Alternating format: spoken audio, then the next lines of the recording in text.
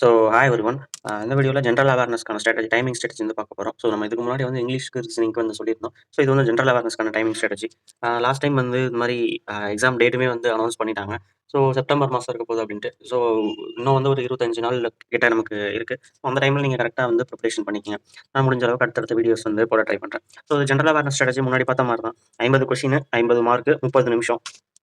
So இதில் என்ன ஒரு விஷயம்னா, நீங்கள் ஒரு கொஷின் நம்ம ஆல்ரெடி 2 பார்ட் ஸ்ட்ராட்டஜி அப்படின்ட்டு வந்து வீடியோ போட்டிருந்தோம். ஸோ அது எத்தனை பேர் வந்து யூஸ் பண்ணி பார்த்தீங்க என்னன்ட்டு தெரியல. ஸோ அந்த மாதிரி யூஸ் பண்ணி உங்களுக்கு ஹெல்ப்ஃபுல்லாக இருந்துச்சுன்னா கமெண்ட் பண்ணுங்க. ஸோ அந்த இதில தான் நம்ம ஃபர்ஸ்ட் ஒரு கொஷினை வந்து பார்க்குறோம் அப்படின்னா, அது பார்த்தோன்னே நமக்கு கிளிக் ஆகணும். ஒரு கொஷின் இப்போ லைக் பாலிட்டியில் வந்து ஒரு ஆர்டிகல் பற்றி பார்க்குறோம், பிரசிடென்ட்டை பற்றி பார்க்குறோம். ஒரு கொஷின் வந்து பிரசிடென்ட் ஆஃப் இந்தியா எத்தனை வருஷம் அவங்க பீரியட் இருக்கும். ஸோ அந்த மாதிரி வந்து பார்க்குறோம் அப்படின்னா, அது டக்குன்னு ஸ்ட்ரைக் ஆகணும். அப்படி ஸ்ட்ரைக் ஆகலை அப்படின்னா, அந்த இடத்துல நம்ம யோசிக்க டைம் வேஸ்ட் தான் ஆகும். ஸோ அதனால அதிக நேரம் யோசிச்சா வந்து நம்ம ஹிஸ்ட்ரியெல்லாம் வந்து ஒன்னொன்னா யோசிச்சு ஆன்சர் வந்து கண்டுபிடிச்சிடலாம் அப்படின்ட்டு வந்து நினைக்காதீங்க. ஸோ அந்த மாதிரி வந்து மோஸ்ட் ஆஃப் த டைம் வந்து அது ஒர்க் ஆகாது. அது என்னோட பர்சனல் எக்ஸ்பீரியன்ஸ்லுமே நான் சொல்றேன். ஸோ அதனால பார்த்தோன்னே டக்குன்னு அந்த கொஸ்டின் தெரியுமா? தெரியாதா? தெரிஞ்சா ஆன்சர் பண்ணிட்டு அடுத்த கொஸ்டின் போறோம். தெரியலையா? அப்படின்னா ஸ்கிப் பண்ணிட்டு அடுத்த கொஸ்டின் போறோம். ஸோ இத தான் நம்ம வந்து 2 பார்ட் ஸ்ட்ராட்டஜில வந்து சொல்லியிருக்கோம்.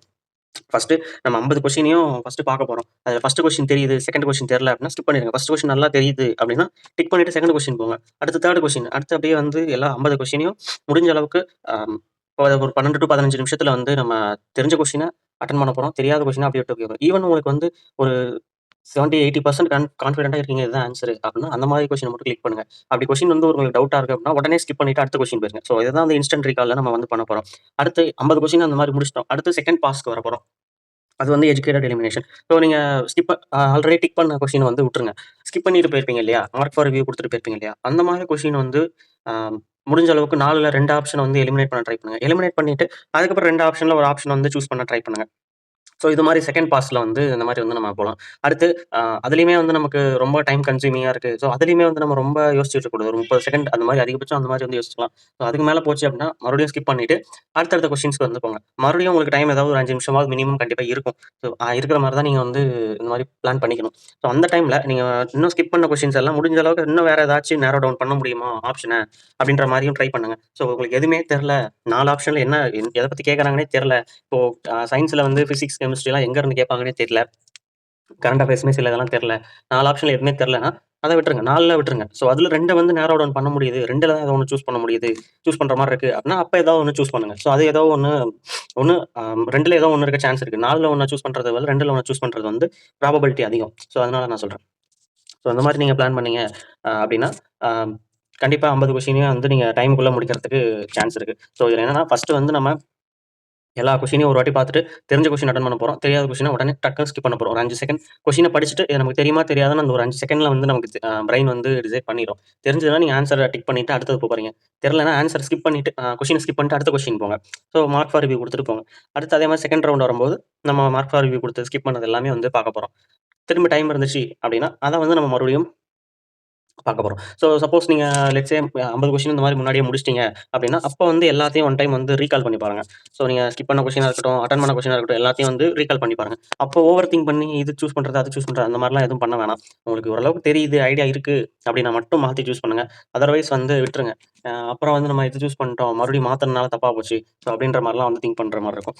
So high yield topic areas என்னென்னன்னு பார்த்தீங்கன்னா, இது லாஸ்ட் இயர் கொஸ்டின் பேப்பர்ஸ்லாம் அனலைஸ் பண்ணி எடுத்தது. ஸோ இதுல வந்து நம்ம சயன்ஸ் விட்டுருங்க. சயன்ஸ் வந்து அதான் கேட்பாங்க.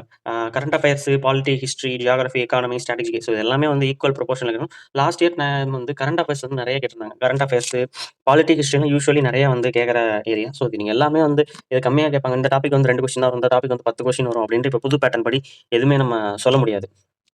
ஸோ அதனால நீங்க எல்லா டாபிக்குமே வந்து ஃபோக்கஸ் பண்ணி படிச்சுக்கிறது பெட்டர். ஸோ அதே மாரி என்னென்ன ட்ராப்ஸ் டூ அவாய்டுன்னு பார்த்தீங்கன்னா, ஒரு கொஸ்டின் வந்து 5 செகண்டுக்கு மேல வந்து யோசிச்சுக்கிட்டே இருக்காது. ஃபர்ஸ்ட் ரவுண்ட்லயே வந்து நீங்க ஒரு கொஸ்டின் வந்து இது படிச்ச மாரி இருக்கு அப்டின்ட்டு ஒன்னொன்னா மைண்ட் மேப் போட்டு கொண்டு வரதுக்குள்ள டைம் உங்களுக்கு போயிரும். ஸோ அதுக்கப்புறம் நெறைய கொஸ்டின் இருக்கு.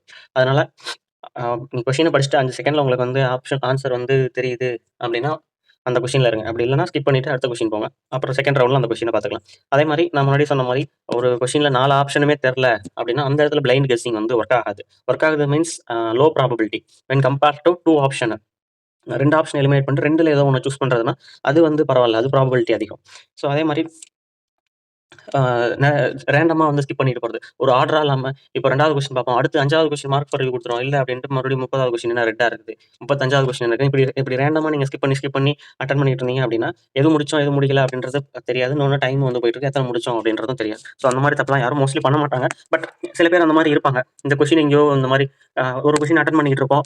திடீர்னு இன்னொரு கொஸ்டினுக்கான ஆன்ஸர் வந்து டக்குன்னு ஞாபகம் வரும். அது எந்த கொஸ்டின் அப்டின்ட்டு இத விட்டுட்டு அத தேடிக்கிட்டு இருப்போம். மறுபடியும் அதுலருந்து மறுபடியும் கன்டின்யூ பண்ணுவோம். ஸோ அப்டிங்கும்போது அது அட்வைசபிள் கிடையாது. ஸோ அதே மாரி கரண்ட் அஃபேர்ஸ் நெறைய பேர் வந்து கேட்கறது என்னன்னா, எத்தன மாசம் படிக்கிறது அப்டின்ட்டு. ஸோ குறைஞ்சது 1 வருஷம், 1 1/2 வருஷம் கரண்ட் அஃபேர்ஸாவது வந்து படிங்க. நீங்க வந்து அத படிச்சு மனப்பாடம் பண்ண போறது கிடையாது. ஜஸ்ட் ஒன்ஸ் வந்து ரீட் தான் பண்ண போறீங்க. அதுக்கு என்ன போய் 1 மாசம் இப்ப மந்த்லி கரண்ட் அஃபேர்ஸ் பிடிஎஃப் எடுக்குறீங்க அப்டின்னா, ஒரு 2 மணி நேரம் கிட்ட அதிகபட்சம் ஆகப்போகுது. அதிகபட்சம் நான் சொல்றேன். ஸோ அது ஒண்ணும் பெரிய டைம் டேக்கிங்லாம் இல்ல. நீங்க அந்த மாரி 12 மாசத்துக்கு ஒரு 12 நாள்லயே வந்து முடிச்சிடலாம். ஸோ இன்னும் எக்ஸாமுக்கு இவ்வளோ நாள் இருக்கு அப்படிங்கும்போது, இப்ப நீங்க கரண்ட் அஃபேர்ஸ் எடுத்தீங்கன்னா கூட, நல்லா ஓரளவுக்கு ரிவிஷன் பண்ணிக்கலாம். ஸோ அதனால கரண்ட் அஃபேர்ஸ், ஸ்ட்ராட்டஜிக்கு இதெல்லாம் வந்து ஸ்கிப் பண்ணிட்டு போகாதீங்க. அதுலருந்து கூட நெறைய இந்த டைம் வந்து மேபி அதுலருந்து கூட நெறைய கொஸ்டின் கேட்கலாம். ஸோ ஹூ நோஸ் எப்படி வந்து பேட்டர்ன் வரும் அப்படின்றது நமக்கு தெரியாது இல்லையா? ஸோ 5 செகண்டுக்கு மேல ஒரு கொஸ்டின் தெரியல அப்படின்னா, ஃபர்ஸ்ட் ரவுண்ட்ல அத வந்து ஸ்கிப் பண்ணிருங்க. அதே மாரி ஃபர்ஸ்ட் ரவுண்ட்ல நல்லா தெரிஞ்ச கொஸ்டின் அட்டெண்ட் பண்ணுங்க. அடுத்து செகண்ட் ரவுண்ட்ல ஆப்ஷன் எலிமினேட் பண்ண ட்ரை பண்ணுங்க. தேர்ட் ரவுண்ட்ல ஸ்கிப் பண்ணத ஏதாவது ஒரு விதத்துல ஆப்ஷன் எலிமினேட் பண்ணலாமா? ஏதாவது ஒரு இது லைக் ஒரு நியர் பை மீனிங் ஏதாவது கிடைக்குதா? அப்படின்றத முடிஞ்ச அளவுக்கு நேரோ டவுன் பண்ண ட்ரை பண்ணுங்க.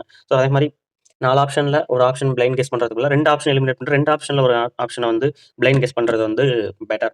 ஸோ அதே மாரி கரண்ட் அஃபேர்ஸ், ஜிகே வந்து டெய்லியும் வந்து பிராக்டிஸ் பண்ண ட்ரை பண்ணுங்க. So that's